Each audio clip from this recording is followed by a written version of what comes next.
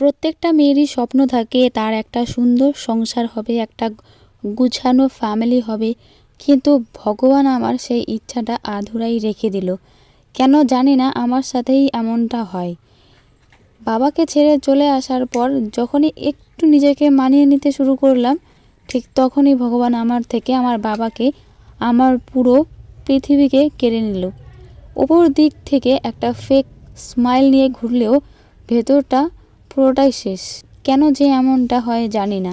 মাঝে মাঝে এতটা একাকিত্ব ফিল করি, কারোর সাথে শেয়ার করার মতো কাউকে পাই না।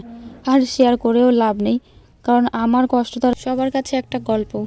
তাই ভাবলাম তোমাদের সাথেই আমার মনের কথাগুলো শেয়ার করি, তাহলে হয়তো অনেকটা ভালো লাগবে আমার। তোমরা যখন কমেন্টগুলো করবে আমার হয়তো সেটা খুব ভালো লাগবে। তো কাল আমরা যাব একটা বিয়ে বাড়িতে, তারই প্রস্তুতি নিচ্ছি। একটু শাখাগুলো পরিষ্কার করে নিলাম। তোমরা কিভাবে শাখা পরিষ্কার করো আমাকে একটু বলো। আমি তো একটুখানি খাবার সোডা নিই, তার সাথে লেবুর রস নিয়ে ওইগুলো দিয়েই ভালো করে পরিষ্কার হয়, আর বেশ সুন্দরও হয়। সবার জীবনে একটা আলাদা আলাদা গল্প থাকে, কিন্তু আমার জীবনের গল্পটা এতটা যে জটিল, কি বলবো, সব দিক থেকেই টেনশন। এত টেনশন নিয়ে মনে হয়তো আমার মাথাটাই একদিন বাস্ট হয়ে যাবে। দেখো পরিষ্কার করে নিলাম।